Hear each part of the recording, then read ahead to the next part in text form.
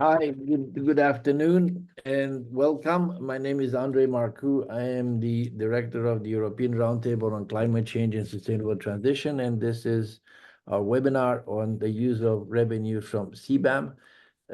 We are now opening the access to people, to participants in the webinar.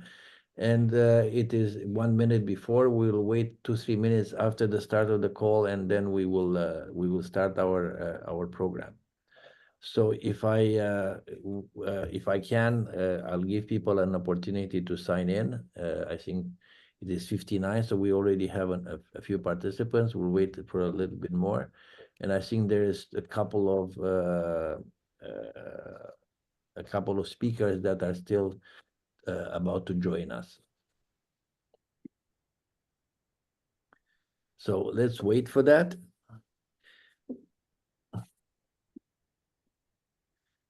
I will be for a moment, I'll be quiet as a mouse, so I don't wait for, we get everybody to come in a moment.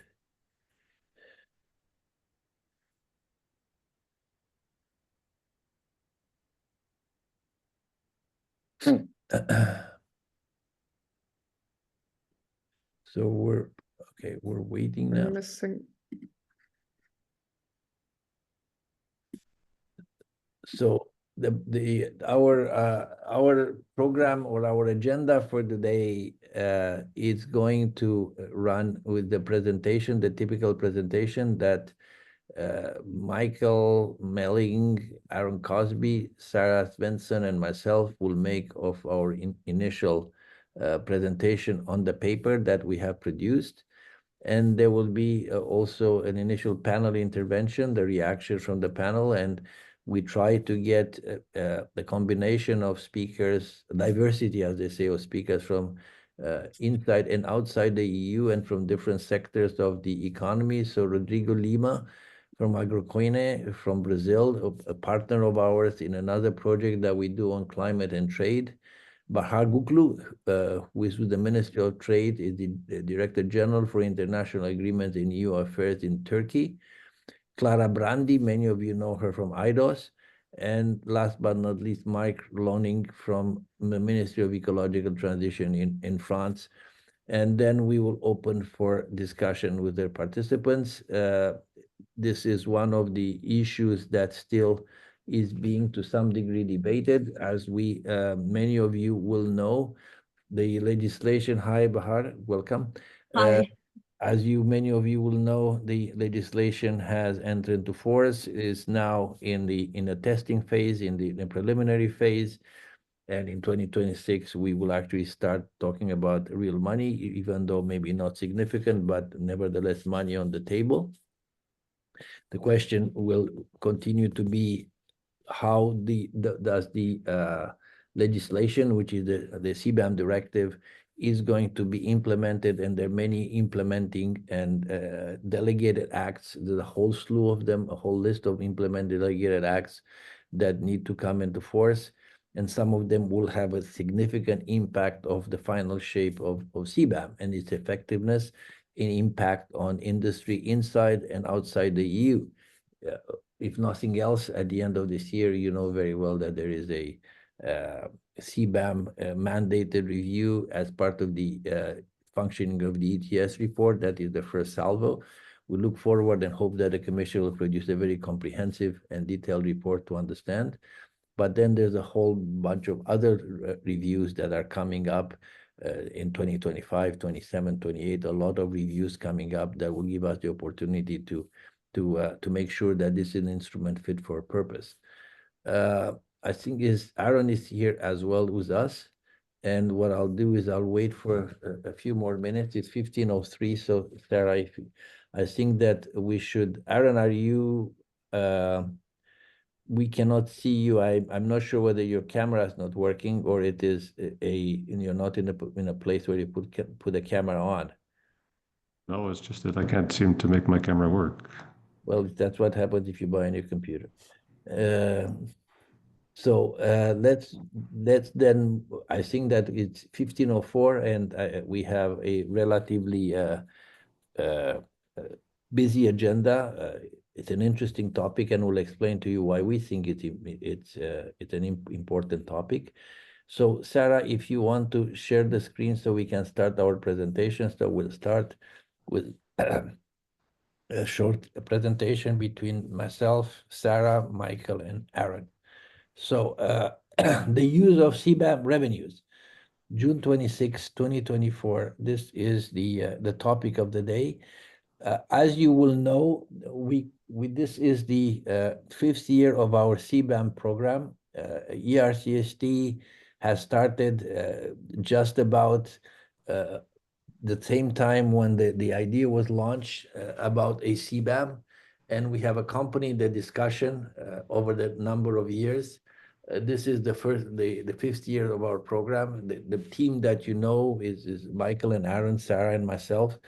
Alexandra Maratu is not here with us right now. I think probably part of the audience, but she's always been also part of our team. And this year we are doing a number of reports, 3 reports. One of them is this one, the use of CBAM. The other one was to try to accompany the review of the risk of carbon leakage for CBAM sectors with respect to exports from outside the EU. That has 2 parts for us. We had an initial paper that was issued in March, I believe, and we will have a second part of that report issued in September, where in the first part we highlighted the problem and why is the problem. Now in the second part, we will, in September, we will offer a solution. We have discussed that solution before, but we'll offer it with renewed vigor and discussion. And there's a third part which it deals with value chain and how to judge value chains. But let's start with this one, the use of CBAM revenue. So Sarah, if you want to go to the next one. So I think that this is where you start with the current status, then we go to Michael and then Aaron, and I'll close. So Sarah, go ahead, please. Yes, so currently the CBAM regulation itself doesn't specify how the revenues should be allocated and spent.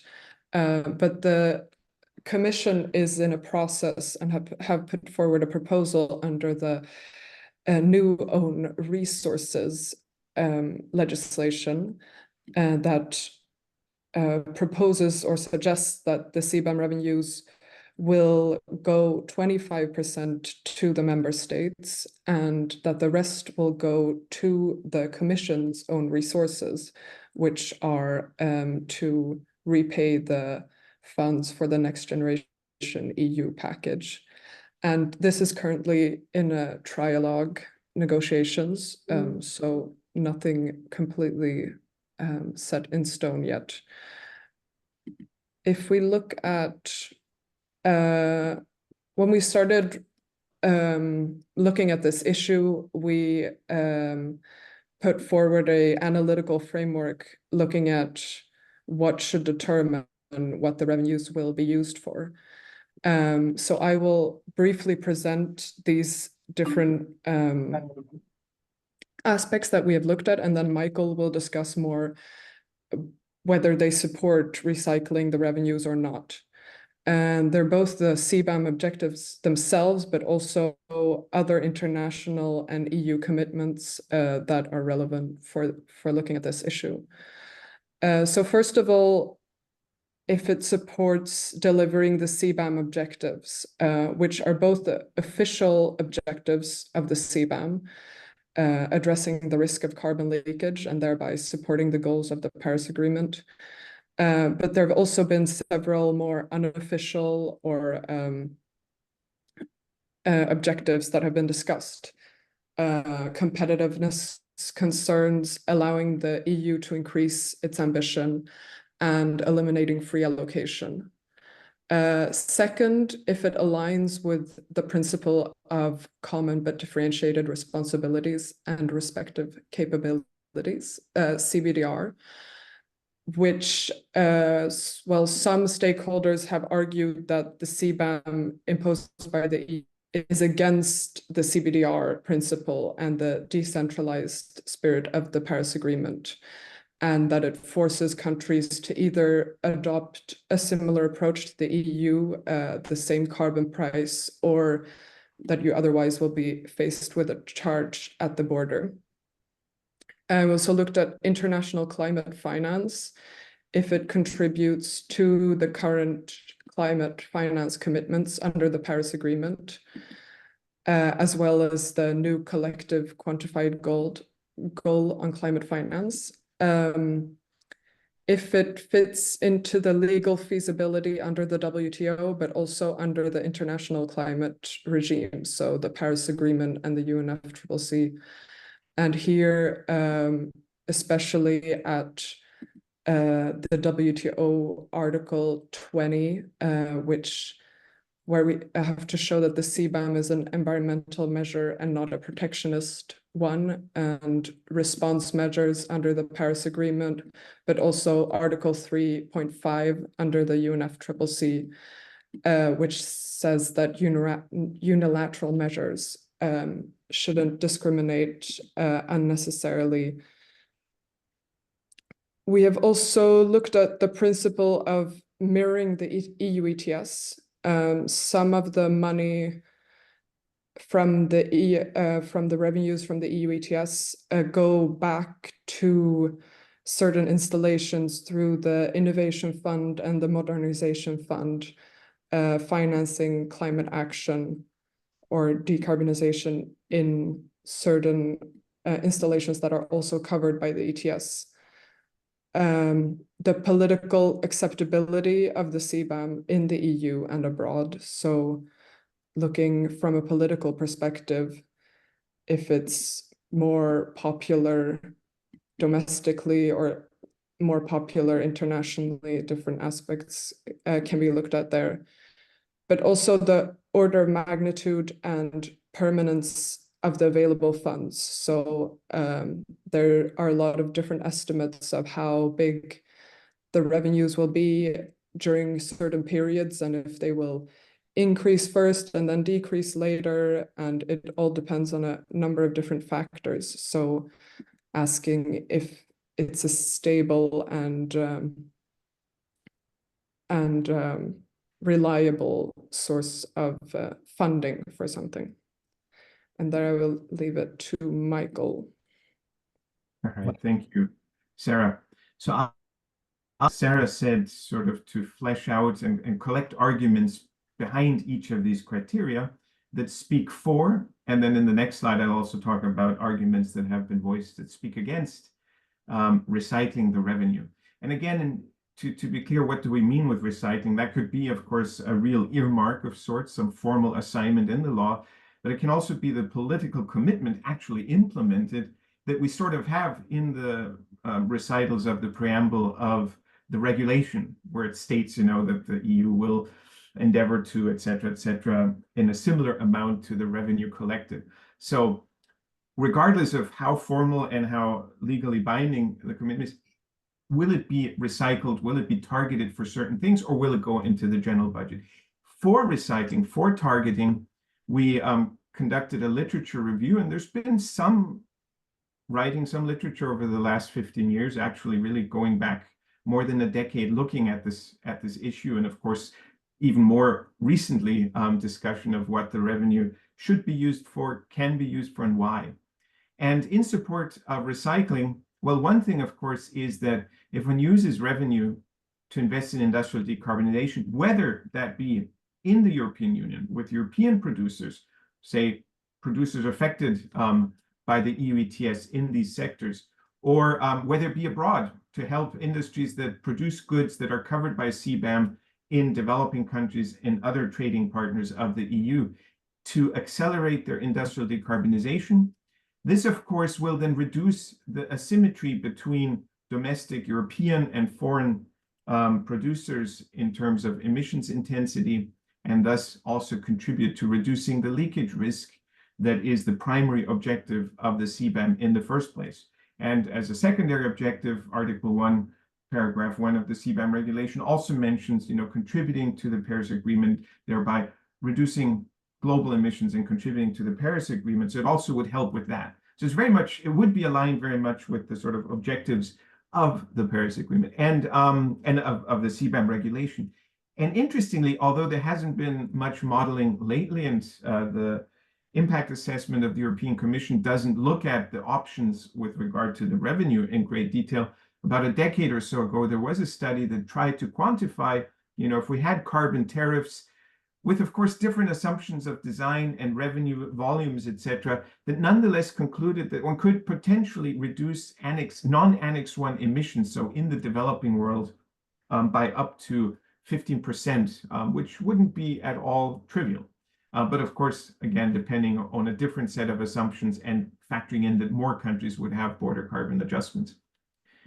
Another topic that's quite dominant in the literature and in the discussion about revenue is the welfare impacts. And of course, I'm sure many on this webinar also have seen that there's been a mounting number of studies, UNCTAD, African Climate Foundation, and others looking also in the academic literature how the CBAM will impact especially developing countries and the most vulnerable, least developed countries that have, even though it's just in absolute terms a small amount of exports to the EU in absolute dollar terms, for their economy and as a share of their GDP, it's actually quite a big chunk. And so there are concerns. Mozambique is, for instance, often mentioned as an example, given its aluminum exports to the EU. And so there have been a lot of studies trying to model or quantify, these impacts.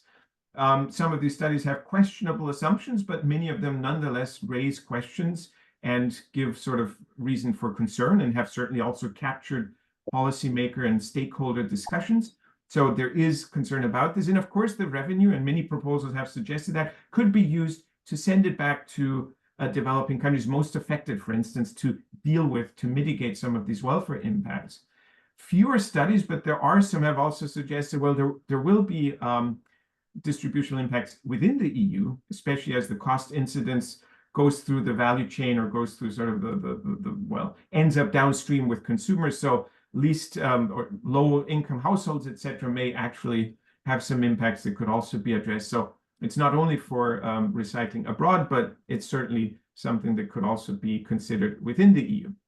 Then Sarah already mentioned that there's definitely been discussion of how not keeping the revenue in the general budget could help potentially deal with risks under international law, under trade law, under the GATT, and especially Article 20, to show that it is going, for instance, to environmental purposes, but also to show that it's not discriminatory and not creating undue burdens on trading partners under the chapeau of Article 20.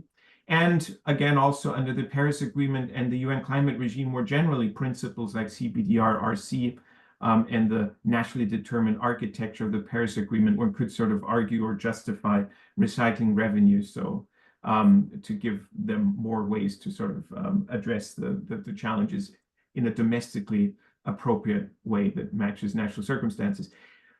Providing a new source of climate finance has also been proposed all the way to 2012 or so, initial proposals that, there is a financing gap. We faced that already in the early teens with a task force of the Secretary General looking at new sources of climate finance. We're back in that mode now that we're thinking of a new collective quantified goal for climate finance. So especially at a time of budget constraints and high public debt and interest payments and so on, this is also, of course, a concern that could motivate thinking about what the revenue can be used for, namely, and then to try to close the climate finance gap. And politically, it would send a gesture, it would send a message, returning it to the countries affected by this, returning it to the trading partners or companies in the trading partners, because of course, one of the contentious aspects of it is that the EU, a wealthy economy, is charging companies, is charging importers that are importing products from, in many cases, mostly poorer countries, and keeping that revenue. It just doesn't look very good. So this could also help grease the diplomatic relations, if you like. And finally, the matters of principle, especially what Sarah mentioned. This hasn't been discussed in the literature, but we feel it's an important aspect to consider, that the CBAM in so many ways is a mirror image of the EU ETS, only for embedded emissions in imported goods as opposed to domestic emissions in domestically produced goods. So it would also make sense to mirror that on the revenue side, to mirror the innovation fund and how revenue is used from auctioning of allowances under the EU ETS. So quite a few arguments, many already being discussed out there, some from us newly inserted into the debate on why revenue should be recycled. But to be fair, as the next slide will show, there are also some reasons that might make one hesitate. The first one is indeed, it's not so entirely clear who actually bears the cost of the CBAM. We all tend to intuitively assume, of course, it's the importers. And so in a way, foreign producers. Well, it's true, foreign producers will probably have to eat some of the cost in their margins and lose in order to not lose their competitive advantage. The importers are the ones nominally paying, so they have like the direct impact. But of course, the cost does get passed through to some extent, whether it's European industries that use raw material inputs covered by the CBAM that now increase in price, so that they have to think about, do we increase the cost of our, further downstream, more added value products, or do we eat some of the cost in our margins, in our profit margins? And ultimately, if the cost pass-through is more or less the way it's intended, it should, of course, end up with EU consumers, making more carbon-intensive products more expensive. That's kind of the whole point of carbon pricing. So who actually bears the cost burden of the CBAM is not entirely clear. And to the extent that that would be your argument for how to allocate revenue, one would have to analyze this way more closely. Of course, we also know if a decision was made to sort of send it back to trading partners that export to the EU, maybe commensurate or proportionate to the volume of trade, China would get a large chunk. And we all know that whether it's China or whether it's Russia or many other countries, this probably wouldn't fly so well. It may work with least developed countries where there's more support, public support, but especially with the most competitive, the biggest competitors, and also those with which there's now some geopolitical rivalry, this would certainly be difficult to justify.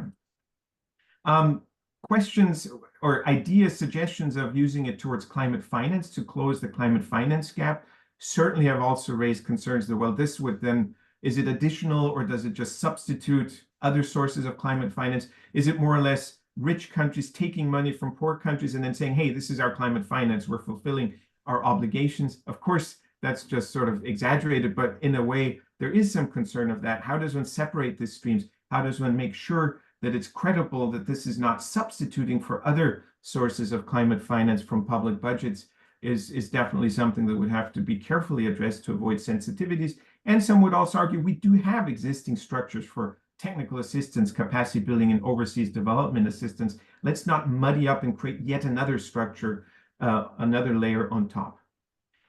Indeed, there have even in some comments online been suggestions that, if it is allocated to domestic companies, could this potentially be considered a prohibited subsidy? And also, if you decide to allocate it to foreign countries or companies, do you end up potentially selecting some or favoring some? Does this potentially violate the most favored nation principle? So it's not all clear-cut either that this would simply and only help to deal with international legal concerns. Could it undermine the CBAM objectives? Obviously, you wouldn't want to create a burden on foreign carbon-intensive products and then recycle all the money right back to those companies or the importers, because then you have no effect of the CBAM to sort of incentivize reductions of carbon intensity. And finally, many have said the revenue is simply not enough. I mean, we know sort of the estimates. The paper that we're launching today contains some of these estimates of the amounts that it might reach, and many think it's probably going to be less anyway. Is it really worth sort of going so far to say, well, this is going to make a huge difference, we're going to send it back for several purposes, or is that just a wishful thinking? So a few reasons that speak against, but towards the end of the presentation, you'll of course see that we come out with a clear view what we think are the better arguments. But first, Aaron will talk about, how and to whom the recycling could happen if one decided to do so. Thanks very much, Michael, and apologies again for not gracing you with my wonderful visual presentation, but you're just going to have to look at a blank screen where my face should be. So as Michael said, I'm going to talk a little bit about to whom the revenues might go and how they might go. I mean, the fundamental questions are already foreshadowed in some of the arguments for and against that Michael has just presented, but there's nothing like a good little bit of foreshadowing to warm you up to our final recommendations. So let's go through it.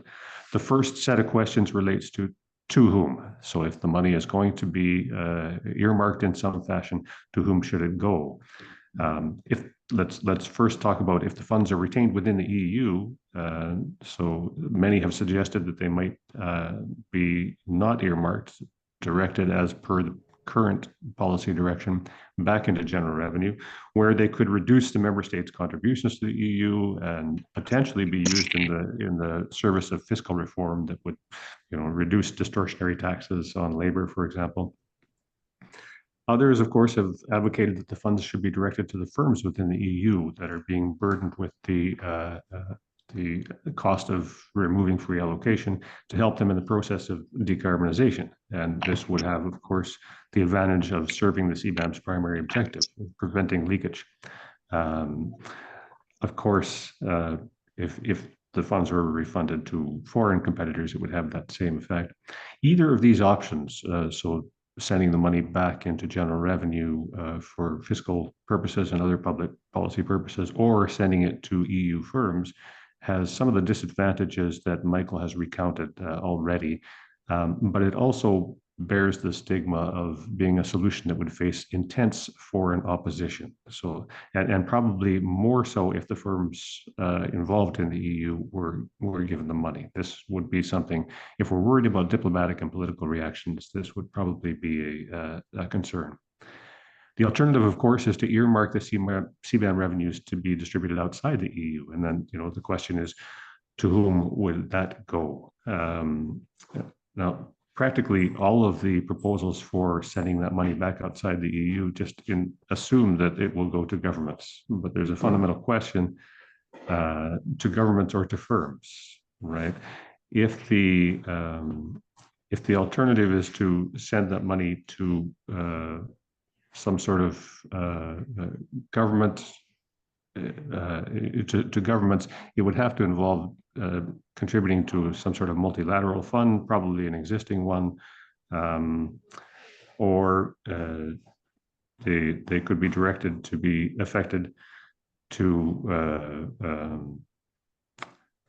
But the alternative to that would be directing, of course, the funds to the firms themselves that are affected by the CBAM. The advantage to that second option, which is little discussed in the literature, are the several advantages. First, it is most directly responsive to the concerns about the high costs of compliance within the CBAM regulations. Some argue that the compliance costs are actually far more significant than the charges at the border. Second, it would be probably a more direct and efficient way to distribute funds than to send them through some multilateral channels, which would then go to national channels, which would then filter down to the affected firms. The funding could be tailored to assist those firms that are most acutely impacted, such as SMEs or firms below a certain level of annual revenues. But the fundamental choice then, if it's sent outside the EU, is whether to send it to governments or to firms. If it is sent to non-EU countries, so not to firms, to which countries might it be distributed? So the funds could be distributed to all developing countries through some multilateral fund like the Adaptation Fund, out of respect for the principle of CBDRRC, but there are internal contradictions with that. Because if we're trying to reduce the burdens with respect to CBDRRC, we should be directing the funds toward those countries which are most affected. But what does affected mean? So the second option is to distribute the funds to target them to the affected countries. That could mean any country with a high amount of value of exports to the EU and the covered products. Of course, this would send monies back to high income countries, which have significant exports to the EU and covered products.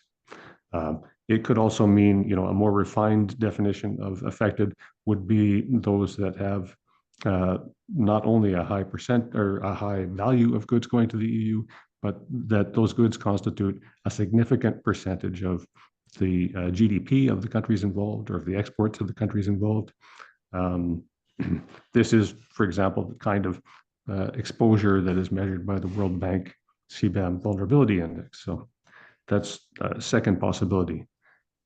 A third possibility is that we talk not just about those countries that are most affected by the CBAM, but those countries that are most affected and least able to adapt to the demands of CBAM. So in effect, the countries chosen under a criterion like that would probably be least developed countries, those that have no national requirements for GHG accounting, those that have few financial resources to support their firms. So once we've decided where to send the money, the question is, how much would be recycled and through what channels? So not all of it needs to be recycled. Of course, it could be split among different objectives. Some could be retained within the EU, some could be sent abroad. But it's important to specify at the outset that we're not talking about a lot of money. So for context, the EU's inception impact assessment predicts that we're talking about revenues of about $2.1 billion, 2.1 billion euros per year. The multi-annual financial framework of the EU for 2021-2027 budgets between 0.7 and 2 billion euros per year. By contrast, the actual amount of money budgeted in that framework as a result of auctioning of free allocation is 9 billion euros per year. So the real money is actually not in the charges, but in the auctioning revenue. There are higher estimates. So S&P Global estimates something like 80 billion US dollars per year by 2040, but it seems to be associated with some unrealistic assumptions. None of these estimates consider the fact that probably those revenues will be lowered by the normal process of redirecting trade, such that the cleanest existing production will be routed to the EU to incur lower charges, and the dirtiest production routed in other directions. This kind of adaptive response is well certain to lower the expected revenues, and we've seen recent analysis from CBAM or from Sandbag in terms of impacts on China that show quantitatively what those assumptions lead to, and it's a much lower stream. But it's also important to specify that those revenues are low, not just relative to what comes in from the auctioning of revenues, but also low relative to the needs, depending on what they're expected to do. So we talked about the objectives. If we expect this revenue to be used to defray the costs of decarbonization of firms around the world, they are a drop in the bucket. And by way of context, to refurbish one steel mill from basic blast furnace, basic oxygen furnace to electric arc furnace, which has a much lower GHG emissions, is about $500 million. We're talking here about total funds of anywhere from 0.7 to 2 billion euros per year. So just to put it in context, if by contrast our objective is to defray the costs of compliance with the CBAM of the affected firms, we may be in a better ballpark in terms of adequacy. So the next question is, what conditionalities might be attached to the funds if we have decided to send them abroad, if we have decided to whom they will be sent, what conditionalities will be attached to them? So at the end of the day, the answer to this has to be guided by, well, there's a spectrum of answers to this question. On the one hand, and Michael foreshadowed this, we could simply have the EU sending the money back to the affected countries in the same quantities but in which it was collected from those countries. But the risk then is, with no conditionalities as to how it's spent, the risk then, of course, is that it goes directly from those countries back to the affected firms and completely cancels out the effect of the CBAM, right? So at one end of the spectrum, we have no conditionalities at all. So probably we need something. But beyond that basic guidance, the answer really has to be guided by the purpose of the recycling mechanism. If the purpose is to facilitate decarbonization in developing countries, then we need conditions to ensure that the funds are directed to that purpose. If the purpose is to respect the principle of CBDR-RC, we need conditions to assure that the funds are spent in a way that reduces the burden imposed on developing country exporters, and particularly those that are most impacted. If the purpose is to diffuse foreign opposition to the CBAM, then as a general proposition, the fewer conditions, the better, because agency will be important and there will be pushback against over burdensome conditions placed on how countries use the money that are sent back to them if it is sent back to countries. Conditionality does not just come into the question when we talk about how the money will be spent. It also, of course, needs to be imposed on the EU itself. There may be certain guiding principles that the EU should be respecting, and primary among them, of course, is additionality. The idea that the monies sent back to those countries should be over and above any existing climate finance that the EU is involved in dispersing, right? I'll come back to that in just a moment. Via what channel should the revenues be recycled? Well, if the revenues are set up with the kinds of conditionalities and objectives that make it much like existing funding, the Green Climate Fund or the Adaptation Fund, then those institutions might be tasked to administer the funds. If the objective is to decrease the burdens of compliance on exporting firms or to help them with their decarbonization pathways, then we need to set up a new fund within the EU to manage that process. So if the objective is to facilitate decarbonization, it has to look more like a multilateral fund for disbursement, although you could have something similar to the EU Innovation Fund, where firms actually bid in a reverse auction process to win funding for their decarbonization projects. If the objective were more like something softening the impact of CBAM on exporters, then the facility would actually avoid the costs of, it could be a much simpler set of conditionalities. If we're, for example, subsidizing the cost that firms bear in their verification processes, there's no need to assure additionality. There's no need to assess whether the projects accepted align with the objectives of the CBAM recycling. There's no need to follow up to make sure the funds were spent as intended. That's all assumed if we've just underwritten the costs of compliance with the mechanism. Finally, it's worth mentioning that one of the clear messages from the discussion is that we will have limited means to actually fulfill any of the objectives we pursue. The funds are not enormous. And we know that CBAM is being pursued by other jurisdictions other than the EU. It's worth exploring as part of any effort to recycle or earmark those firms, whether there could be collaboration among jurisdictions like the EU and the UK and any other country that puts in place a mechanism like this to pool the funds and get the kinds of efficiencies and cost effectiveness that comes with putting several pots of money together. Hopefully that foreshadows well enough the recommendations that I now turn over to Andre to lead us through. The land of recommendations. Thank you very much, and apologies. My picture is, Aaron doesn't have any picture. I don't have a great picture. We're in a hotel in Budapest, and the lighting, I think it's supposed to be intimate or something, but it doesn't work very well. So look, the takeaways, and I think that they're to some degree a repetition of some of the things that you have heard.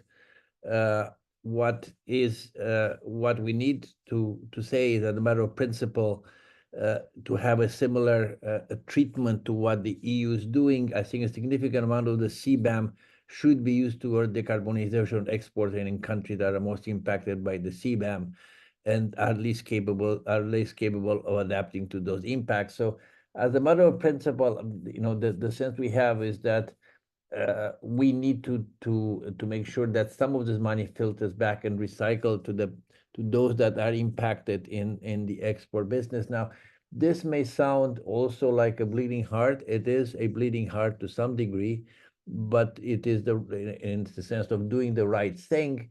But it also the reality that, as I think both Mike and Aaron have emphasized, I think this is going to be tested and examined both in the court of public opinion, but as well as in the court of the WTO and other instances, and the UNFCCC. So the more you do use this money for environmental purposes, or what perceived environmental purposes, I think the better off you are.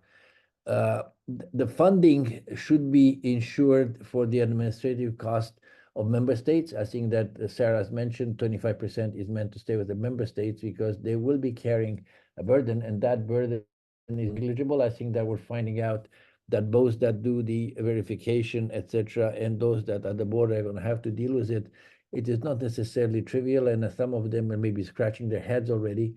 But some of it has to be also used for the administrative cost of the commission because will be centralized cost. It is also important in this year, especially in this year now, we are at the COP29 in Azerbaijan, and one of the important topics is carbon finance, the new quantified finance goal NCQG that's supposed to use 100 billion as a floor for support climate finance. And as such, we want to make sure that this is additional money, that the money that is used from here is not counted towards that. I think that will really create very significant problems for developing country, for the relationship that we have with developing countries, and moving this money and gaining the credibility and the acceptance of this as a matter of course. I think that most countries do accept this, the CBAM. It sounds to me that there are some that are willing to put up a fight, but I think most of them is more how do we deal with it as opposed to let's fight it. Now, if we start going in another direction and using this for climate finance, it's probably not such a good idea. The other thing is, returning money, number 4, money returned to enterprises, not government, and could be used in a couple of ways. One of them is firm level decarbonization, awarded through reverse action, but without the complications that we have in Europe of decarbonization plans or pledges, because that will make things very, very complicated. In some cases, it's simply not adding enough burden to developing country enterprises now to start adding them to have develop all kind of plans and conditionality. That's probably not a great idea. But alternatively, the alternative, which is not a bad idea at all, is quite a good idea. They could be directing to directly softening the impacts of compliance for exporter. For example, subsidizing the verification of GHG intensity data. The last thing that we want to mention is the amount of money that is being collected. That amount of money is not large. I mean, as Tip O'Neill used to say, $1 billion here and $1 billion there, and pretty soon you're talking about real money. But having said that, nevertheless, it's not significant amount of money. It is kind of floating.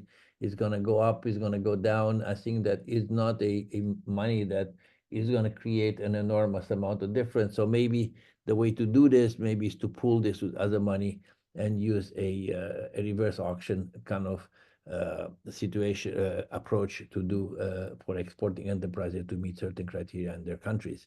So these are some of the conclusions that the takeaways that we have from here. Again, we emphasize the fact that they are very much based on the doing the right thing, but doing the self-interesting of the EU, because these are things that will help the EU make the case that this is indeed an environmental measure, and it is really out there to help developing countries and those exporting in certain developing countries, because that's important. Remember, the CDM was called the China Development Mechanism. It didn't fly very well. So if you direct money to certain countries, probably going to have more trouble directing it than directing it to other countries, LDCs and other such countries. I will stop here. I see that Thomas Loskowski has raised his hand. Thomas, my UN day says, is this a point of order, or will you allow me to go through the panelist, and then we'll come back to you first? I see Michael van Dissel also raised his hand. Probably we're going to be roasted, guys, but it's okay. So we'll start with Rodrigo. Please, Rodrigo, you go ahead first, and then we'll come to Michael and to Tomas. Go ahead, Rodrigo, please. Thanks, Andrei. Hello, everyone. It's a pleasure to join this extremely relevant debate about the use of CBAM revenues. I think it is just another puzzle of the whole structure of the CBAM that needs to be managed and taught. And of course, thinking about the use of the revenues that will be generated along the system, it's very interesting, right? Because we are talking about reducing carbon leakage and supporting the EU efforts and under the Paris Agreement. So why not like the moment to think how to use these revenues and how the different EU countries will really want to make this happen. And thinking as Brazilian, and that is a big country. It's the 7 emitter of GHGs. We are about to approve our cap and trade system. Hopefully we will approve before COP29. Now it is really on track to be approved. What I would say, and reading the paper that Michael and Aaron and Sarah were presenting, what I would say first is that, of course, the revenues of the CBAM should be narrowed through the challenge to support European countries to address its climate targets and so on. And there are key sectors for sure when it comes to reduce emissions and addressing potential welfare impacts, as Michael presented, such as the energy costs in Europe, would be, in my view, one potential demand for the CBAM revenues, because of course there's a lot of sectors and a lot of potential demands to receive the funds, but in my view, addressing potential welfare impacts such as energy costs would be something extremely relevant, thinking from an European point of view. But then comes the whole debate of the CBDR respective capabilities principle of the convention, and the role of the EU as EU countries as developed countries at the Paris Agreement, and which brings me the idea that reduce leakage in third countries, it's extremely important as well, right? Because one thing is to if we think about the Paris Agreement and the implementation of the parties' NDCs, we will theoretically reduce emissions and improve production of the most emitting sectors, and theoretically, right? And so a system like the CBAM, if I may call it as a system, could support third countries, especially key countries and least developed countries, to really target key sectors to amplify mitigation ambition. And in my view, this would be one way to use the revenues. Of course, as it was presented, there's several potential challenges to be addressed when it comes to this proposal, considering, for example, most favored nation and national treatment, but especially the most favored nation clause at the WTO. But then there's the whole debate of supporting least developed countries and creating exceptions and how this could be put forward when it comes to support key countries in third countries, key countries in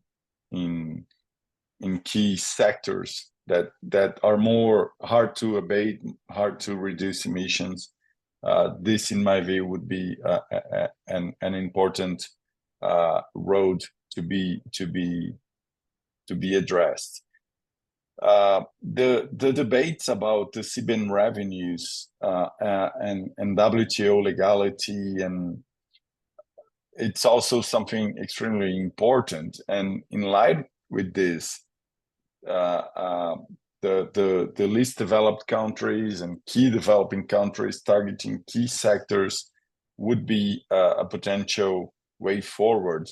And how one CBAM in the EU and potential new CBAMs. Imagine a world with multiple CBAMs with different revenues, different approaches being managed to use revenues. How this could, thinking about the connections of climate and trade in this scenario with multiple CBAMs and revenues and potential uses, how this could be managed multilaterally as a connection of Paris Agreement goals and WTO rules, supporting key countries to avoid trade barriers and really put forward emissions reduction actions that will really get to climate ambition and so on.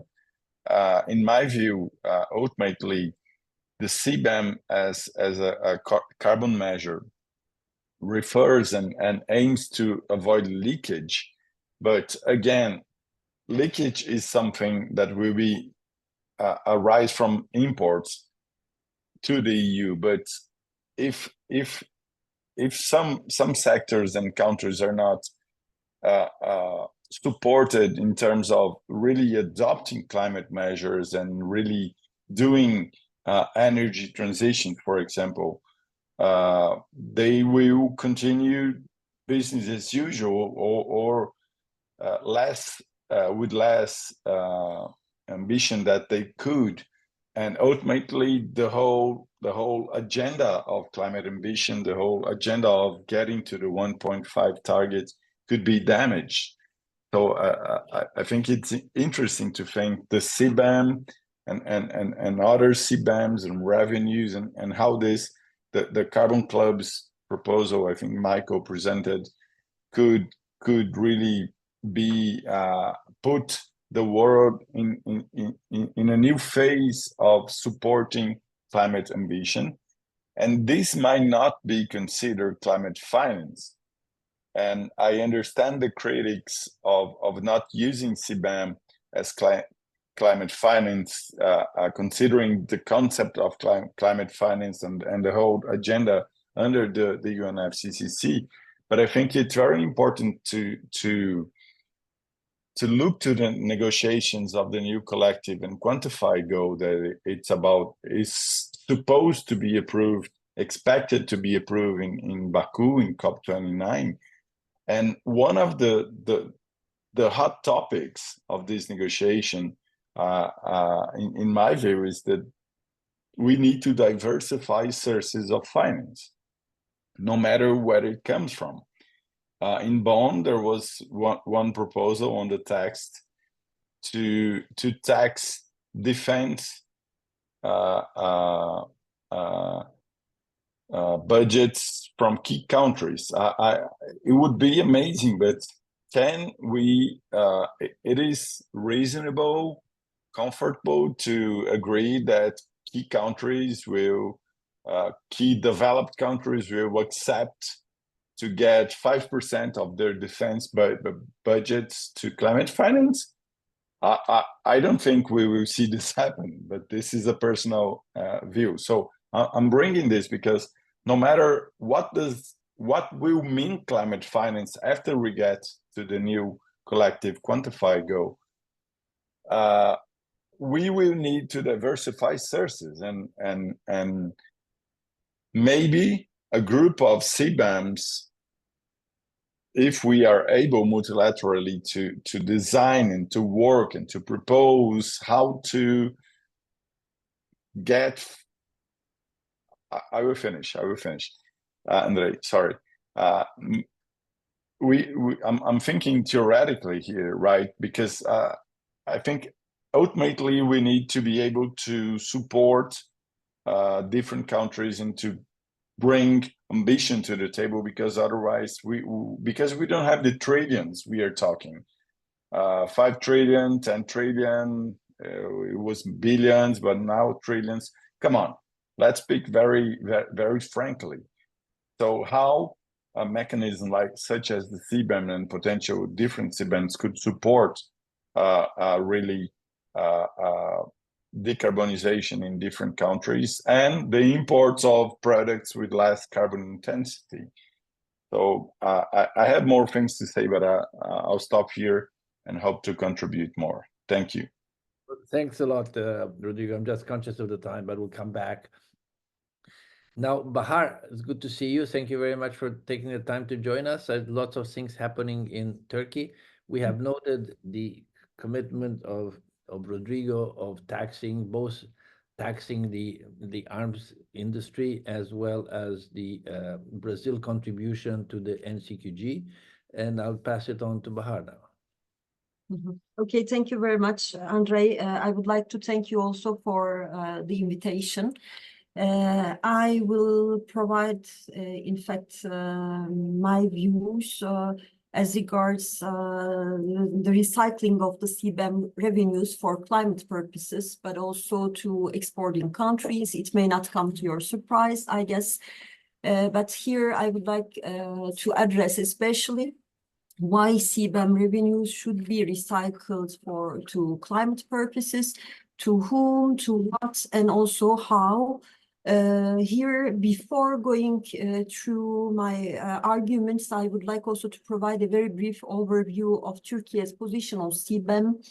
I think on climate, you have already mentioned, Turkey is also committed now to establish our own emission trading system. The work is ongoing for starting a pilot implementation. We are also working heavily on the decarbonization of the energy sector in the last decade.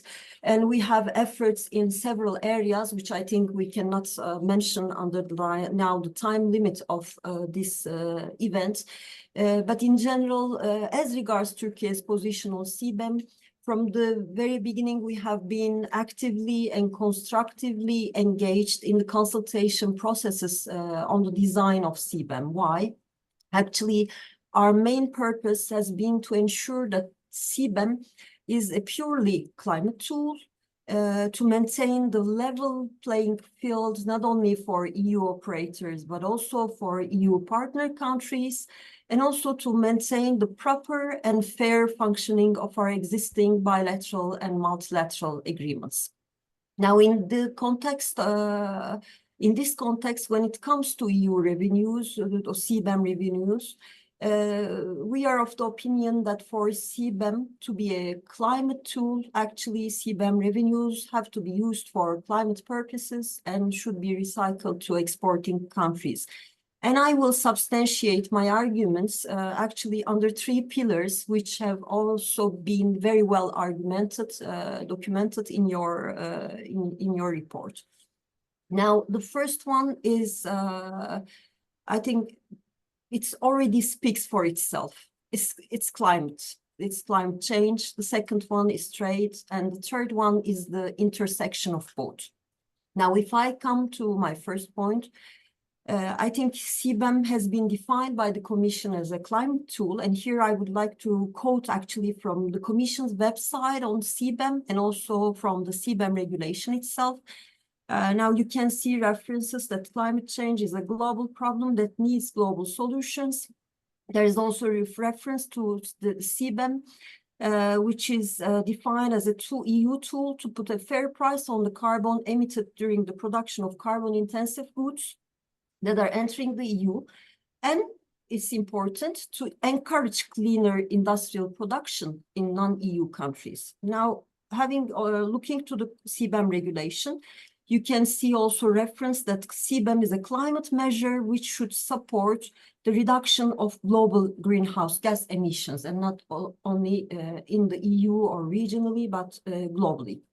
Now, I think behind all these explanations, there is a clear indication of EU's commitment to reduce global greenhouse gas emissions and to encourage cleaner industrial production in non-EU countries. Now, recycling revenues of CBAM, especially to EU domestic producers, would in fact shift the burden, the cost of EU's industries' decarbonization to exporting countries, which are mostly developing countries. And I think this would be in a clear contradiction to the very principle of the Paris Agreement, but also previous international climate agreements, which is the common but differentiated responsibilities and respective capabilities. Now, on the other hand, considering that CBAM aims to mirror ETS, this is also a point that you have underlined actually, this should also be the case for the use of CBAM revenues. Now, the Commission reports that in 2021, ETS revenues has been used to finance climate-related, 76% of ETS revenues has been used to finance climate-related projects. And now with the revision of the EU ETS, actually this principle has been further strengthened. Now, we also recognize that climate change is a global problem that we cannot cope regionally. So if this is to be a climate tool, actually, its revenues should be recycled in line with CBAM objectives, which is already stated also in the regulation to support the decarbonization efforts of the industry in third countries. Now, I will come to my second point, which is trade. I think you will have, again, mentioned very well the multilateral context and compliance on WTO rules. So I would like to touch upon a bit the bilateral context. And here you can see that among CBAM products, actually steel is the main product subject to international trade. So I would go more specifically on product basis and also provide a perspective from a bilateral context. So looking to Turkey-EU trade relations, actually the steel trade has been governed by the Turkey ECSC FTA. But when we look to actually European Union's bound duty rates in the WTO for iron and steel products, you can see that it is almost zero. So what does it mean? Actually, EU's MFN duties are almost zero for steel products. But now, looking to Turkey, as you can see that it's above 10% for steel products on average. So this means that through the FTA, actually, Turkey has eliminated unilaterally customs duties for steel products in favor of European Union producers. But here I would like also to take your attention that not only customs duties, but also taxes, duties, levies other than customs duties, and all measures having equivalent effect has been actually prohibited, and their introduction is also prohibited under the FTA. Now we see also that thanks to the agreement, Turkey is one of the biggest export markets of the EU steel industry. Turkey's share in EU's export of iron and steel increased from 5.1% in 2002 to 9.1%. So it's almost 10% of EU's export going to Turkey. So the agreement also aims to provide a level playing field. So in that context, to ensure fair competition, state aid has been prohibited, and Turkey agreed to follow European Union the European Union rules on state aid. And this is why actually for the steel sector, investment aid has been prohibited. despite all the difficulties ongoing all over the world, the overcapacity problems and over subsidization of several countries. And now we see that with CBAM, we are changing the rules of the game. So it's EU that is changing the rule of the game. Why? Now, in one way, we see that there would be a financial cost that would be introduced in trade according to embedded emissions. But plus, we see that European Union member states has pledged and also the Commission approved, according to Financial Times recent news, $8 billion of grant to its steel sector decarbonization efforts. So $8 billion. And it is only in 2023. It's for the last year. Now we see that the EU is already subsidizing its industry transformation very heavily and putting CBAM to exporter countries, which actually doesn't have equivalent resources to subsidize their own industry's transformation. And if on top of those, these revenues are used to European Union own industry, actually, I think we would be shifting all the balance, of the functioning of any trade agreement, and we would be eliminating completely the level playing field for exporting countries. So, as I mentioned, Turkey is already working to achieve its climate objectives, and of course, a part of that is also the decarbonization efforts of the industry. And here, I think supporting that process of exporting countries could help also them to catch up. Now, I would like to come to my final point, which I mentioned that this is the intersection of both. I think at the end of the day, all our efforts on mitigating climate change can only succeed, in fact, if we can create a sustainable economy. So it's finance, trade, and I'm not talking about just transforming the European Union economy, but we need a global sustainable economy. We need global sustainable trade and sustainable value chains. In my opinion, I think that CBAM would actually, at the beginning, cause fragmented markets in the world. It would fragment markets. So how to prevent that? Actually, the best way is to support third countries' decarbonization efforts. Of course, the amount of CBAM revenues may be limited, but we are not talking about subsidizing completely the transformation, but to support their efforts, actually. So I think it would be an opportunity to also prove that CBAM is a climate tool. Now, coming to what I think industry should be the main focus, maybe energy could also be taught. And finally, I think how there are already tools in the European Union like Global Gateway, IPA funds, which can also be instruments. But I think this can be discussed more thoroughly once there is a decision to channel the funds to third countries. So thank you very much. Thank you, Bahar. I want to give some time to discussion. I apologize. Clara, you go next. Good to see you. Thank you for, I know that everybody is very busy. Appreciate you also joining us. Okay, I hope you can hear me. Yes, we can hear you. Yeah. Wonderful. Many thanks. Thank you for organizing this timely and important discussion and for inviting me. I think this report raises all the relevant questions. It does provide a great overview of the current discussions, and it offers, I think, a couple of very convincing answers to the questions on the table. So let me just briefly, and for the sake of time, highlight 3 points. First point, yes, there should be some CBAM revenue recycling. And yes, CBAM revenue should be to a significant degree be used towards decarbonization efforts beyond the EU.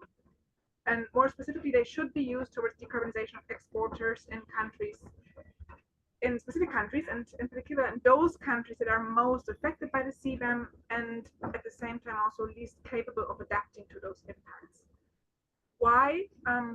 I think key reasons include that the CBAM should be in line with principles of the Paris Agreement, should be in line with the idea of promoting environmental purposes, and should be in line also more generally with principles of CBDR. And the second key reason is that, as was also mentioned before, yes, the idea should be to mind a similar treatment to how revenues are used under the EU ETS. Second point, I think the second point is additionality, and this has been also mentioned before, but I think it has to be highlighted. It's very important to make sure that CBAM revenue should not be counted towards international climate finance of the EU. And this is really essential. It's key for the credibility of the EU and its role in international cooperation. And the upcoming negotiations at the COP later this year on the new finance goal have been mentioned. This is one of the contexts in which credibility is key, but also beyond the climate realm, in international negotiations and international diplomacy and international cooperation. Credibility is very important. And even if the funds are not huge, this was also mentioned as a matter of principle, and again, and also for symbolic reasons, but additionality is key. Third point, it is a good idea, I think, to discuss the creation of this kind of a climate club. So to the idea to create some sort of a joint pooled fund together with other countries that have their own BCA measures in place or are putting them in place. So pooling these CBAM revenues, I think, from the perspective of efficiency, of course. At the same time, I think this is important. There is a critical timing issue. If exporters, if foreign exporters outside the EU are feeling negative effects of CBAM, they want, of course, revenue recycling to happen sooner rather than later. And the coordination with other countries might delay, of course, any recycling even more into the future, such coordination. So this should be taken into account when reflecting upon this good idea of pooling resources. And it might therefore be more prudent to actually have the EU go alone and make sure its revenue recycling mechanism is in place in due time. Yeah, thanks so much so far from my side, and I'm looking forward to the further discussion. Many thanks. Thank you, Clara. Mark, you're last but not least. So from Paris, government of France, I'm not sure whether you have a firm position or you're still thinking about it. Yeah, thanks a lot. Great question. So thanks anyways for the invitation. It's always a pleasure to participate in these types of events. The discussion's always really rich, and the paper I thought was particularly interesting. On our end, we tend to be quite focused and caught up in the implementation phase of CBAM. So it's always useful to be able to kind of take a little step back and get into some of the higher picture, higher level discussion and debates. For me, the key takeaways from reading the paper were actually the high level questions that you asked. So the first one was essentially, do we channel the revenues more inside the EU or outside the EU? And one of the angles for me was, in a sense, who do these revenues belong to? And that's also already sort of making a normative assumption about the fact that we should recycle revenue to whoever fits the bill of CBAM. So there's other options available, but I do think it is an interesting question to look at. And so in that perspective, and this was mentioned, I think, at the beginning, but there would be an argument to sort of try to look at the relative elasticities of supply and demand for these CBAM goods to try to actually get a quantified evaluation of to what extent exporters to the EU are able to pass their costs through. And so in the end, in terms of welfare, who's paying the bill? Is it European consumers, or at what levels of the value chain essentially is that cost being paid? And my current understanding of the assumption I'm making at this point is that in actual fact, we'll probably find that a lot of that burden is faced by EU industry and EU consumers rather than non-EU actors who have a lot more options to sort of hedge themselves against CBAM in terms of the relative elasticity, so their ability to sort of mathematically pass through their costs, but also the opportunity to sort of send their products to other markets. So just kind of trying to I think at a sort of minimum level, there would be sort of that reflection to try to have in who's actually footing the bill of carbon pricing in the EU. And my expectation is we'll find that most of the burden is actually being carried by EU actors, not non-EU actors. That does leave the option open for saying we should split the revenues, and some part of the CBAM revenues should be sent to non-EU actors. Then the question which is raised in the paper is to whom and in what form.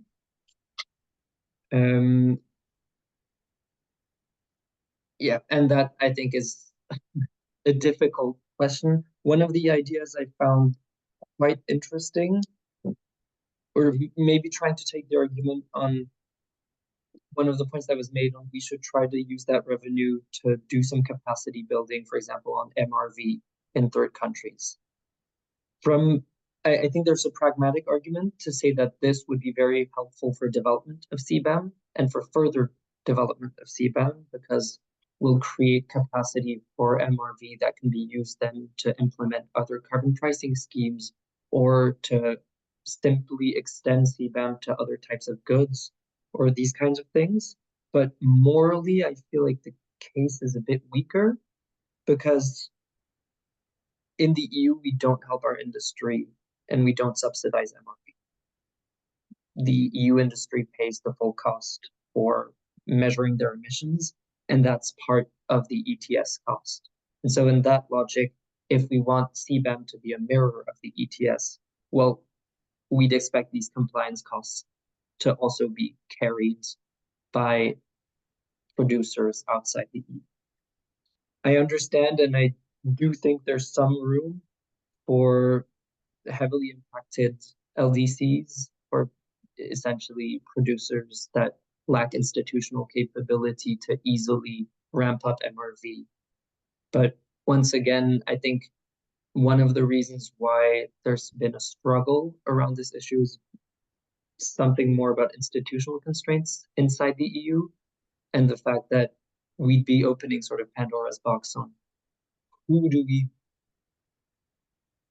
we consider to be an LDC and an export, like a country that's exposed and doesn't have a significant ability to develop this institutional capacity.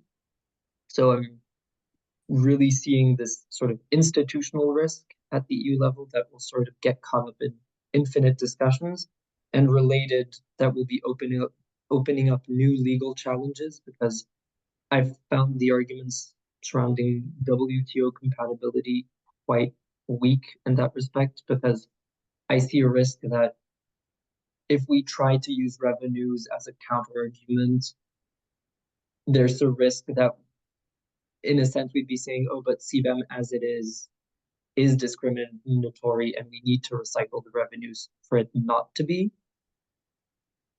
So that the whole legal argument gets complicated, and also we'd get into how do we use these revenues in a non-discriminatory way in and of themselves, so opening up new legal challenges.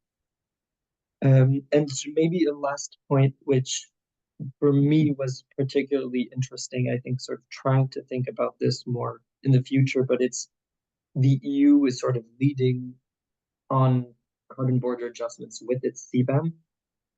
And the idea of thinking of a scenario where we move into a world where we have different jurisdictions that have CBAMs in place, and what the EU does can sort of set a benchmark for how revenues should be used. And so sort of asking the question in that perspective, how can the EU lead by example and sort of set the standard for how revenues from carbon border adjustments should be used in a sort of normative way is an interesting and important question. But I don't have a lot of answers to offer at this stage. Thanks. Well, EU, indeed, I mean, it wants to lead by example, but this is going to be also another example. And how that example will be seen is not something that it's probably going to have some bearing, not total bearing, but some bearing of how this instrument is accepted and how countries really react, or in the end, there's going to be a challenge to it or not. Let me go to a few questions, because usually people have been quite quiet lately. But I'll start with Tomasz Bloskowski. He was first, and then Michael, and then Yosra Briki. But Tomasz, you go first.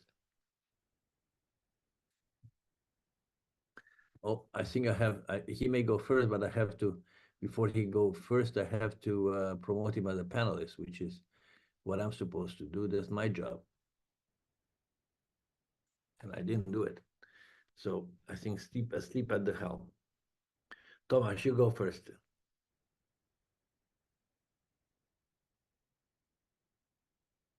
Tomasz? Yeah, there you go. Hi, can you hear me? Okay, sorry, yes. So listen, I mean, thank you for this wonderful panel, and the discussion is exhilarating. However, I have to say that I'm sort of watching, I mean, hearing all of you speak, and then with my other eye, I'm looking at the TV screen, I'm seeing the French elections, and knowing what happened in the European Parliament, I think there's this massive split screen between the narrative here and what's happening on the streets of Europe, basically. And I think, you know, not to get into this discussion too far, but just three main points. Europe is facing massive deficiency in terms of European funding. Okay, we have massive expenditure coming up. Defense, decarbonization of European industry. Draghi report says 500 billion per year. Okay, we have next generation in the EU, which is 700 in total, or whatever, a little bit more, right? But we have Ukraine accession maybe coming up in many years, far away, but that's a massive investment, right? So basically, Europe right now needs a lot of money, and we don't have that money. And CBAM is supposed to be one of the funds, the European funds that we have, right? So I think, quite frankly, that the logic of Europeans, you know, creating this very elaborate system that is very easy for the developing world to sort of circumvent, basically. You decarbonize, you don't have any emissions, you don't pay CBAM. I mean, it's very easy. That was supposed to be the idea of CBAM. It's an incentive for you to decarbonize.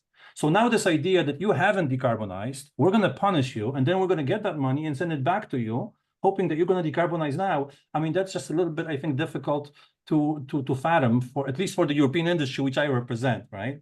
Because, you know, European companies are quite global. A lot of them are investing abroad already. So if there is a big investment decarbonization opportunity abroad, and we know that there is with the renewables revolution, Europe doesn't have any advantages in terms of renewables. The developing world does, right? So the advantages are already there. So if the advantages are there and this industry is not decarbonizing, I just think it's politically not a very sound idea to then collect all this money and send it back to help you decarbonize. I think the idea is simple, so I'm just going to stop it here and let you continue. Thank you. Well, thank you, Tomasz. We'll go first. Next to we'll get the reaction from the speakers. I may chip in. Michael. Yes, thank you, Andrei, and thank you, everyone. Very good discussion as always on this. A little bit of a, I agree with Tomasz. A little bit of the dissenting voice here, maybe, and a little bit provocative, maybe, and which you should like as a think tank, of course. I think even I was really pleased to hear Mark make those comments, because even though, as Michael mentioned it in passing at the beginning, it's really missing from the takeaways. I think that is indeed that if CBAM does work, basically what's going to happen is that the cost burden of the ETS, and that's either the OPEX to buy the allowances or the CAPEX to avoid having to surrender them, is going to be passed through to the domestic market in the EU, right? Now, of course, not the full real actual cost, but it will become the carbon price will become part of the competitive price discovery on the EU market. So it's EU society who pays for this much more than importers, right? Because as mentioned before, importers have optionality, but also those that do import, whatever levy they pay when they come in the border, they will recover part of that, or sometimes even more than that, from the higher sales price of the product in Europe, because it now includes the cost of ETS. And that has not, apart from Mark's comments, has not really been shared a lot, right? And so it's EU citizens that actually are footing most of the bill, and it's going to be industries downstream in the value chain of the CBAM sectors, and especially those exposed to trade, that will actually see the cost burden. So definitely one candidate there for some of the revenue recycling.